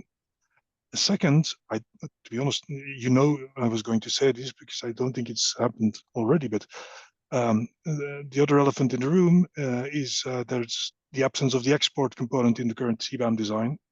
And based on a lot of the work, very good work that you've done as well, it's clear that an export component in the CBAM is just an indispensable addition to deliver environmental effectiveness, right? Without an export component, there will be carbon leakage by substitution of EU lower carbon products on export markets. So that nut will have to be cracked, and that will somehow require some amount of finance as well. So I would say that the future, hopefully not too distant future, export component of CBAM would need to be another recipient of those revenues. And then to the lastly, maybe on the point referenced by Mark as well, if more and more people go into CBAM, one could really see a future world, if one was optimistic, that is, where you do have a situation that does more or less adhere to the Paris Agreement, principle, and which would be something like destination-based carbon pricing, right? Where in your jurisdiction you put a price on carbon, and everything that leaves your borders has no carbon price while it's on the water, and it then pays the carbon price wherever it comes in. That sounds like something that does allow jurisdictions to assess their own ambition whilst keeping the playing field reasonably intact thanks to CBAM. So just those three considerations. Again, thank you very much for the opportunity. Well, thank you, Michael. Then next you have Yusra Briki. Yeah, thank you very much. Introduce yourself, Yusra, because I'm not sure that everybody knows you. Yeah. So I'm from Vika. It's a French STEM-based company, and I'm a public affairs officer. So I have two comments, and I agree so much with Thomas. The thing is, when we do CBAM, it is actually one of the goals is to encourage the emerging or developing countries who do not have their ETS to decarbonize. So let's suppose the emerging countries, like for example Algeria, they do their homework. They make the decarbonized cement. I'm taking the example of cement, and then they come to Europe with cheaper products. And of course, at that moment, we will lose our client. So at that moment, I mean, in this case, the CBAM did not really protect us because they did their homework and they come with cheaper products. So it will create competition distortion.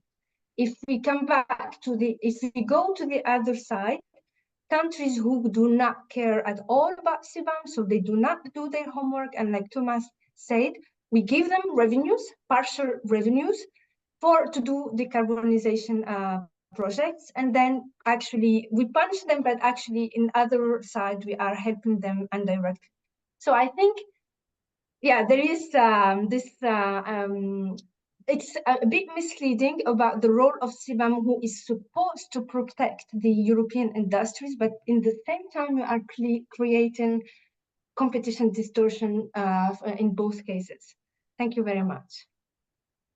All right. Well, look, first, let me turn back to the panelists and see who wants to comment. I mean, there were obviously questions about what we are proposing. I repeat and I speak for myself, but I think I probably express also what my colleagues have said, that the fact that this is in a way, the right thing to do, but on the other side is also something that benefits Europe because Europe needs a CBAM, but at the same time, you want to be able to make sure that it is getting broad acceptance, and sometimes you got to pay something for that. So, listening to the speaker, to the panelists, any of you want to react to my friend Tomasz, or Michael, or Yosra? Michael? Happy to start, and in the meantime, I'm sure others will also formulate reactions. So I thought it was, I took a lot out of the feedback, first from the panelists, but also the questions afterwards. And there would be a lot of stuff that I would like to pick up and actually like agree with. A few things I'll highlight. So one thing said by Bahar about shifting the burden of European decarbonization to trading partners, especially in the developing world, is actually something that was picked up in research quite a while ago, 10, 15 years ago. Large, computable general equilibrium studies on exactly what would happen if a certain group of countries imposes, and usually Annex 1 countries impose, tariffs. And it consistently showed that indeed, you'd have the burden shifting problem. So there is definitely some literature to support that, which I guess would be welcome to your ears, that indeed, long before there was a CBAM debate in Brussels, and when it was still very academic, that was sort of a consistent finding. Of course, the assumptions and the data going into that and how it's changed since all would have to be checked again, but something that rang a bell. Another thing I wanted to pick up was Clara's comment about the timing. I think, alas, you're sort of right. No, if we've seen any attempts to coordinate trade and climate policy, whether it's the Gaza on aluminum and steel, whether it's the G7 Climate Club, and numerous other fora, it's very slow, very contentious, and generally sort of gets very quickly watered down in avoiding sensitive topics and so on. At the same time, of course, the transitional period buys us time. It really doesn't start making much difference, and nor will there be much revenue for the first several years. So maybe, we can actually manage to get our ducks in a row, maybe not. But your point is valid and well taken. I thought that Mark's comment on the WTO implications of recycling revenue, that in a way one is almost admitting that you need the revenue recycling to deal with discrimination. Now, of course, one could sort of try and reconstruct the argument a bit and say, no, it's no concession of anything. It's really just to further make sure that it's not discriminatory or an undue burden, etc. But it's a good point. I think it's a valid point that should definitely be considered, how that actually works out, and maybe by focusing really only on products and producers rather than countries, etc., you can kind of try and swerve that. But it's certainly something to think about. Now let me come to the Q&A, and Thomas, your point. So that I think is sort of a challenge that will certainly come against any attempts to recycle revenue abroad. And I think the final question from Yosra sort of underscored or picked up on that. But I would say, look, Thomas, if they are not decarbonizing yet, the CBAM is not enough of an incentive. There may be good reasons for that. No, it may be lack of access to capital and many other things. And in a way, I don't see that then you can say, well, then giving them money, again, is not going to change anything. I mean, that could be the impetus, that could be the catalyst to finally get sort of the incentives of the CBAM to kick in and to start having decarbonization in other countries. Obviously, you'd have to look at it case by case. I don't think one can make general statements, but I would sort of disagree a little bit on that. I think that there are very different reasons why certain things don't happen, and often finance is part of it, and this could potentially help seed, pilot projects, etc. So that was the one thing I wanted to sort of pick up from the Q&A, from the comments from participants, because it's a valid comment, and your analysis of the broader political, evolving political landscape certainly is very, very correct, and will be a tremendous obstacle to any decarbonization debates in the next several years, for sure. Yeah. Anyone else that want to react to? Again, I think it was not by design. It was more by chance that I think most people on this panel, on the original panel, seem to have been not unfavorable to recycling some of the revenues. Thomas, it was not done by design. Trust me. I sound like Richard Nixon now. Okay. Anyone else that wants to react to any of this? Nobody else. Okay. Bahar. Maybe I can also react more generally on the comments made under the question and answer session.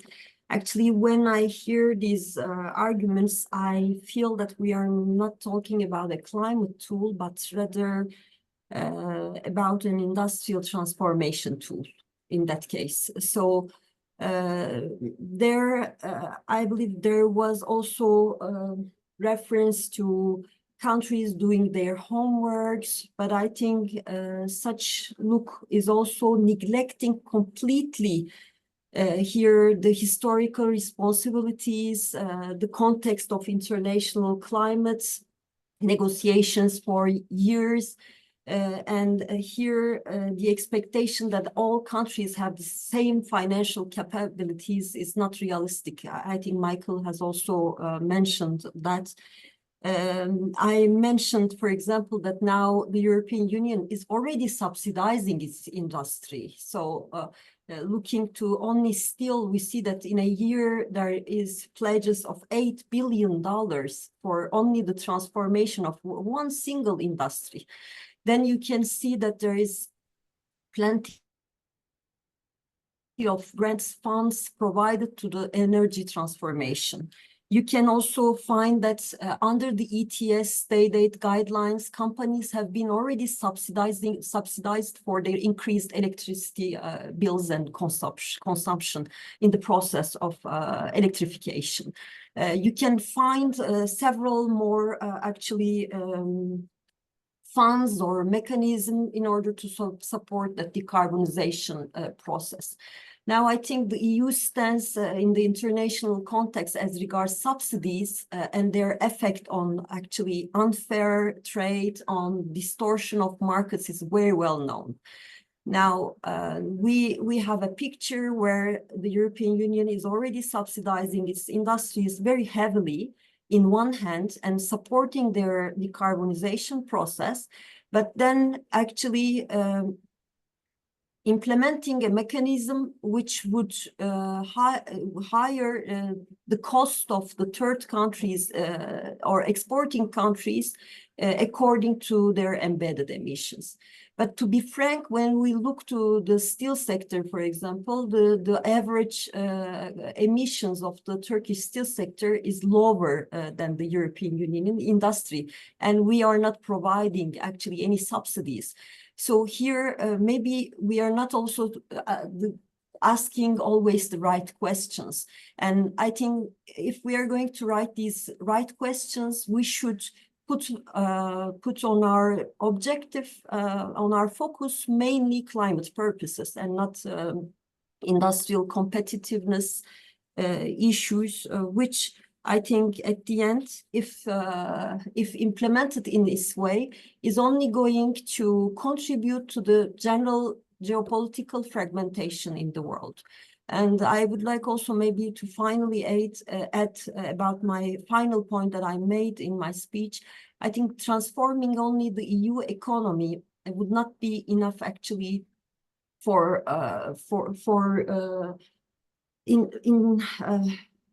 the competitiveness of the EU industry and also for climate purposes in general. You need to create actually a global market in general.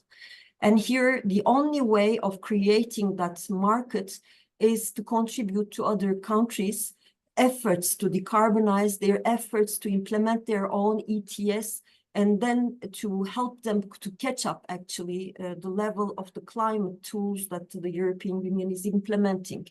And this is the way actually that would also benefit the European Union industry that can sell its products to its own market, to these markets.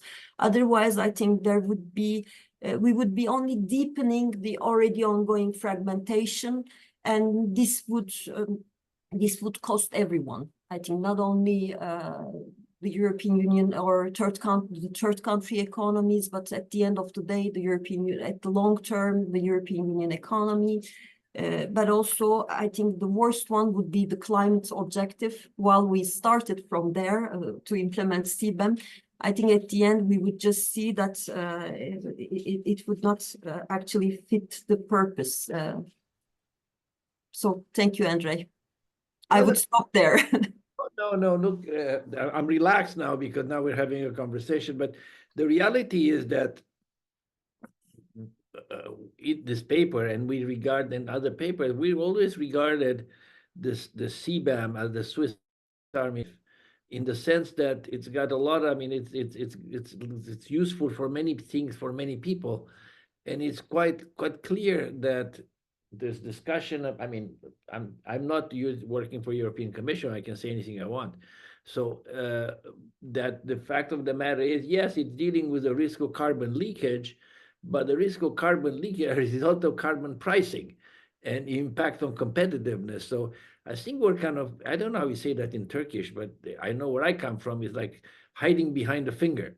That would be a literal translation. So to call a spade, it is what it is. So yes, I think you are talking about the industrial policy, you're talking about, and the reality is that this is what we are being faced with. And it's not that, we had discussions in previous, I think, Michael, in previous papers about this also being a possible revenue stream that can be used for those that are being hit by impact on exports.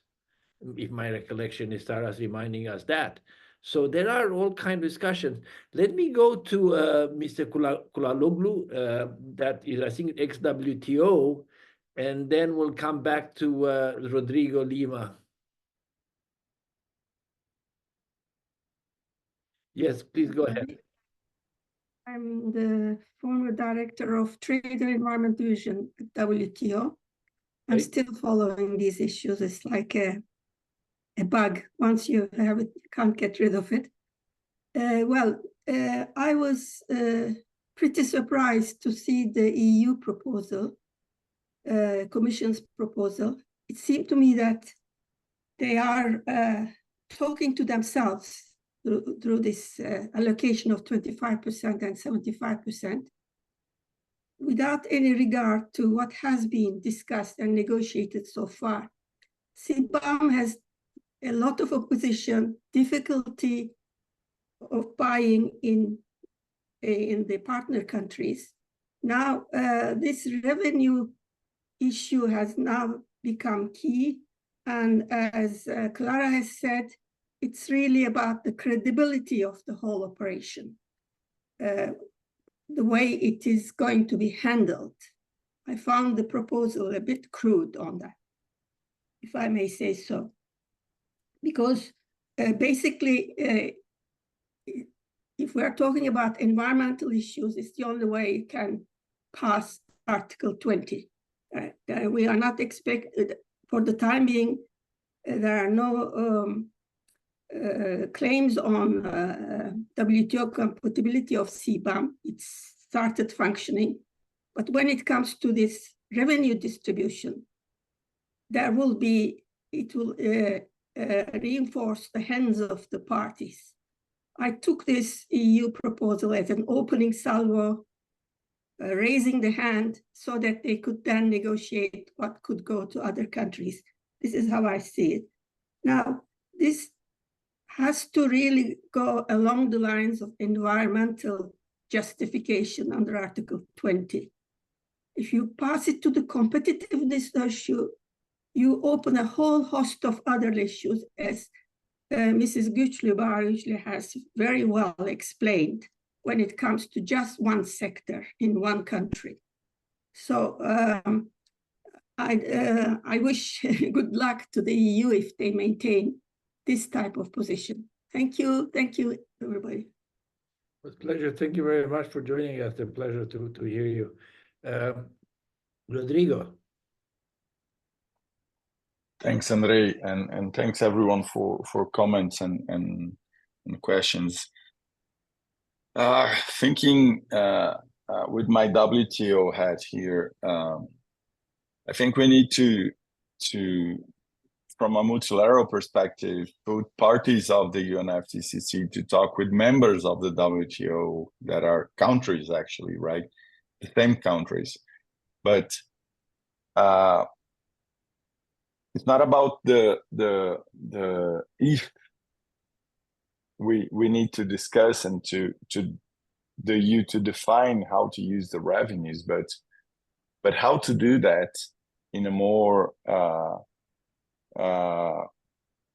clever way that will really allow to get more climate ambition and climate results, and the possibility to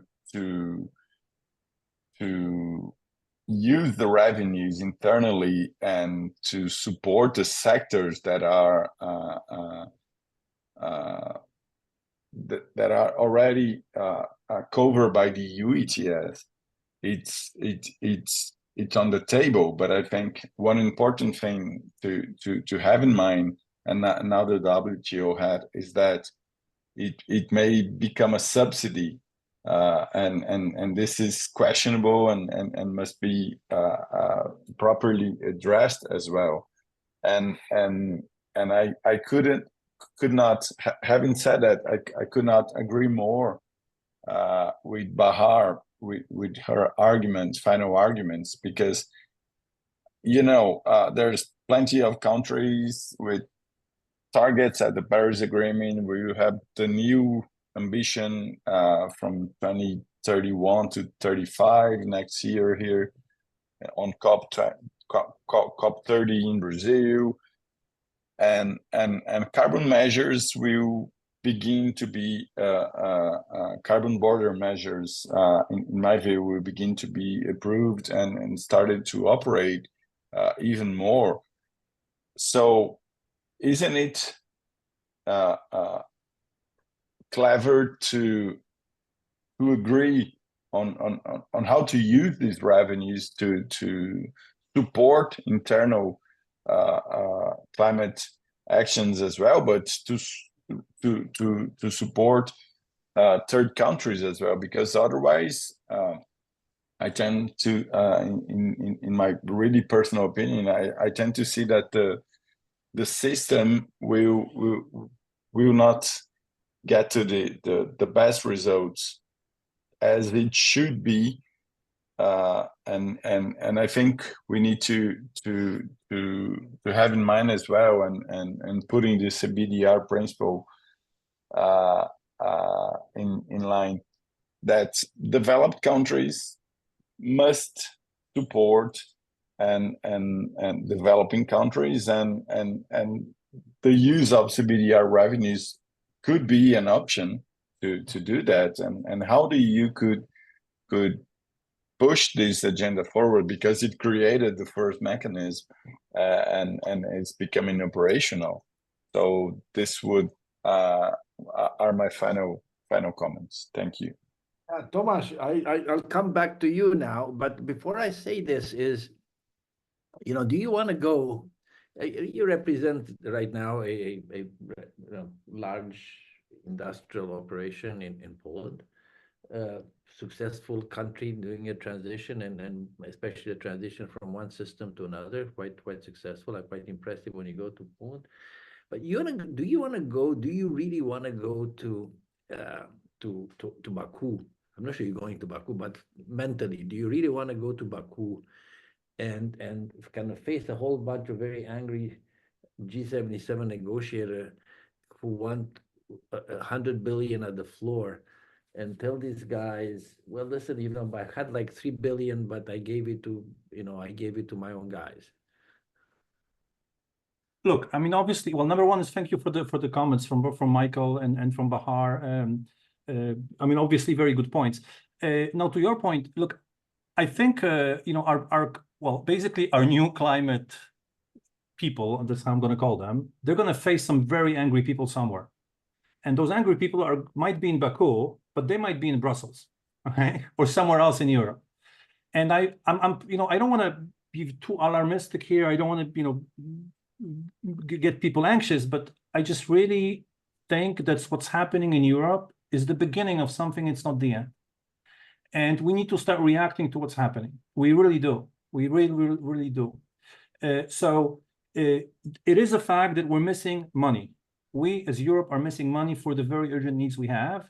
So this question of whether we have the money to be subsidizing industries, because that's how it's going to be looked at in Brussels and throughout Europe. Do we have the money to subsidize the industries exporting to our market? This goes a little bit to Rodrigo's point on subsidies, and so we're selecting industries that are exporting to our market. We're charging them CBAM, and then we're sending the money back to those industries that are already exporting here. Now, is that an export subsidy that we're giving them to subsidize exports to our country? I think that's a question that needs to be answered. I realize there's a climate reason for it, but actually we're subsidizing an export industry of that country to export to Europe. That's not going to go down well when you try to explain it to the industries here. There's just one very, very narrow point I want to raise, because there is this thinking a little bit that ETS in Europe, we're collecting the money and then using that to decarbonize the industry that's paying it. You have to keep in mind that the people who are paying ETS are not necessarily the same people that are getting the ETS money.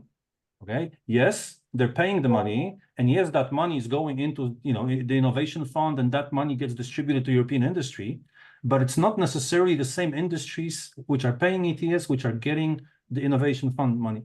So for those industries to realize that on the one hand, they're paying ETS in Europe, they're already losing the competition for the money in Europe for those funds. And then some of those other funds from CBAM are going to go even more to subsidize the exports of their foreign competitors. I really think this is an issue that needs to be, more thoroughly considered, whether that's really a political package that we can sell to our own industry, because again, we're facing angry people somewhere, either in Brussels or in Baku, and there's less people going to Baku than to Brussels. So there's your answer, Andre. Thank you. You mean the guy with the tractors? Well, listen, the Danes just put 100 euros tax on a cow today. That's true. Yes, that's true. So what you're talking about here is reconsidering the whole design of what we've been negotiating now for a while. Yeah, I'm not saying yes or no to you, because that's not my role as a chair, but I think that what you're questioning is this whole approach. And I think Bahar said about, hey, you're not putting this in the context of CBDR and the whole international negotiation and historical responsibility, et cetera. That's, she raised that, and not, it is totally correct in the context of what we are. So yeah, the problem is that the guys in Brussels are not very well versed with what the other guys in Baku are talking. And every time we try to tell people in Brussels to listen to what the guys in Baku are talking about, they're not terribly interested. Yosha. Yeah, just to add one more comment on the ones of Thomas. Yes, as Bahar said, Europe is already subsidizing countries, emerging countries already. But also we need to mention that there is this new or recent bilateral agreements under the Article 6. Now I mention Article 6.2, 6.4, and 6.8, where European countries or developed countries are helping, in terms of financial instruments, of course, emerging countries to decarbonize. And now we are adding CBAM revenues. I think, yeah, it's we need to make some reflections about that. Thank you. Very well, Bahar. A reply. Okay, thank you very much. I just would like to mention, I think I very well understand the arguments provided by Thomas and the concerns of the European industry. But I would like to present also a reflection. I think the difficulties that we are now facing are stemming not from the implementation of ETS or CBAM. So here, I think the difficulty faced by the European Union sectors, and this is also the case for several other countries and Turkey, and not only today, for several years, it is due to overcapacity problems in the world, unfair trade practices of several countries in the world, and this is actually our difficulty. Now we have our own tools to decide on how we are going to cope with that, with those difficulties. Now we have climate purposes, it's true, but we should also consider that actually trade and economy is the real tool that would also enable us to achieve our climate objectives. Here, knowing the real difficulty, I think we are going through difficult periods where we are seeing geopolitical fragmentation, which I think is expected and which would even increase further. And I think now deciding to increase, of course, the competitiveness, we should, I think, still take into account our existing commitments. Now, looking, I have just given the example for the steel sector. Turkey is one of the biggest export markets of the European Union exporters. So this is not only the case for the steel products, for several products. Turkey is the fifth biggest export market of the whole European Union economy. And we have existing commitments. We have the functioning of our bilateral relations. And actually, this is why Turkey understands the European Union objectives and is actively and constructively contributing to those. But there, I think what we have talked until now indicates just that here, the design is shifting the level playing field in favor and very much in favor of the European Union economy and European Union producers. But there, I think we should still have a balance. We should keep the level playing field. I think if this is not our aim, as I said, in the long term, not only for bilateral relations, but at the multilateral context, we will, unfortunately, we would be losing all. I think this is my opinion, and not only from a trade perspective, from the climate perspective as well. So thank you.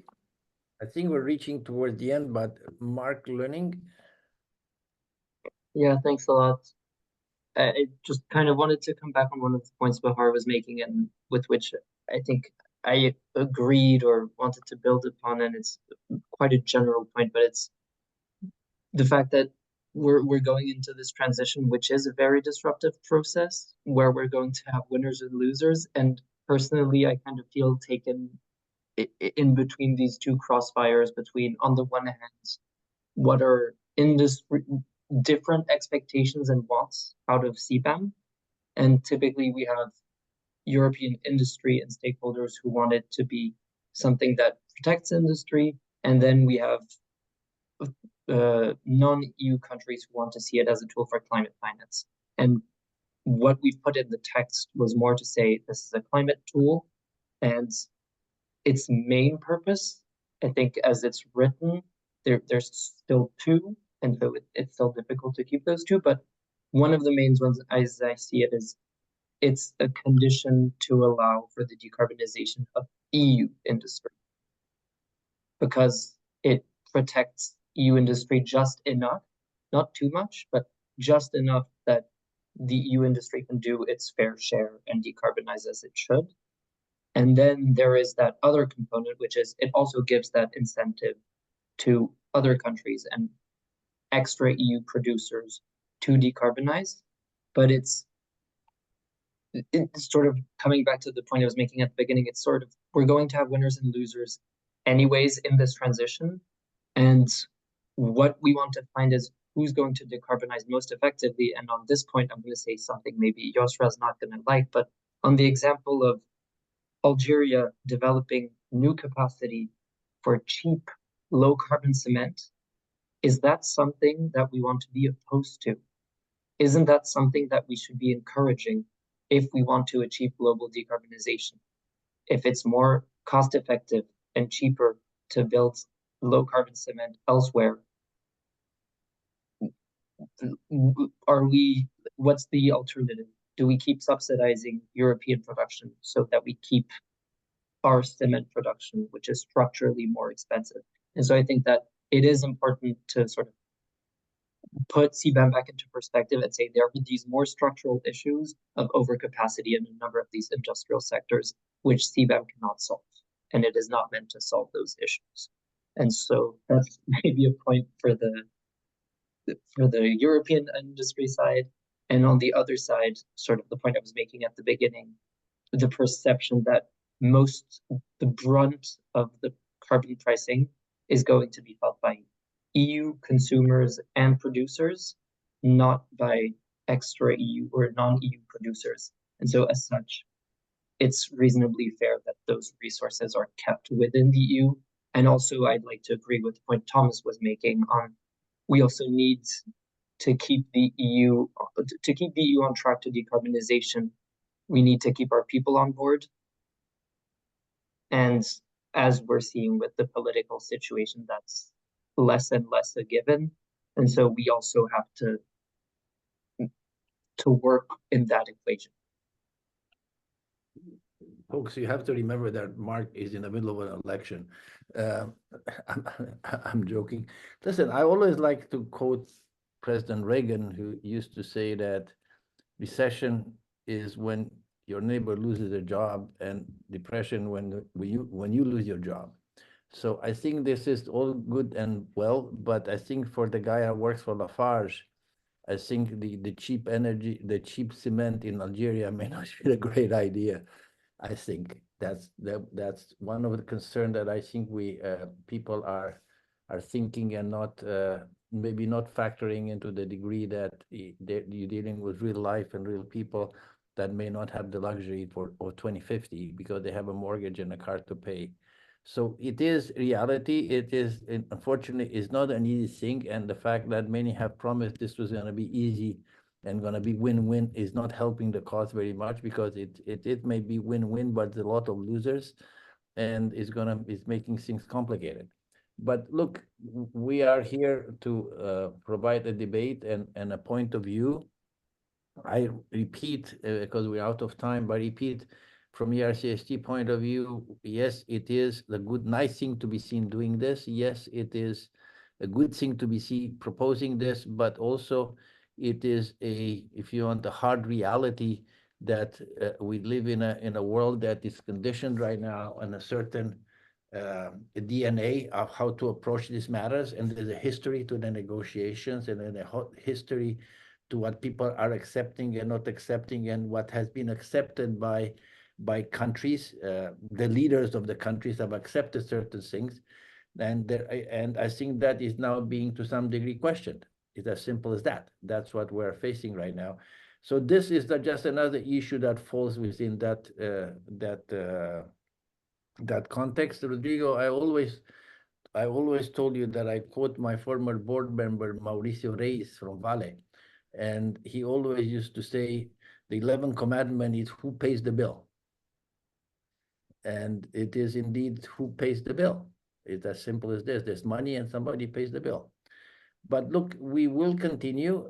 We have kind of shown our colors, and ERCST has a different initiative that we're running, and we didn't want to bring it out before this discussion, but we'll do so when the institutions come back in the fall, related to revenues. But we thank you all. Again, the debate is there, and I think that all your voices should be heard in the new European institutions, whatever the color may be. With this, I think this is Sarah, if I'm not wrong, we don't have anything else on CBAM public before the fall, but we promise you a very, very busy fall with a lot of activities and a lot of discussions. And hope that you'll continue to join us. And again, thanks very much, Bahar and Mauricio and Clara and Mark. Appreciate taking the time. And then my other colleagues, Tomasz and Michael and others that have commented and participated in the discussion. And we'll see you in the CBAM discussion in the fall. Thank you again. Thank you. Thanks, everyone. Bye-bye. Bye.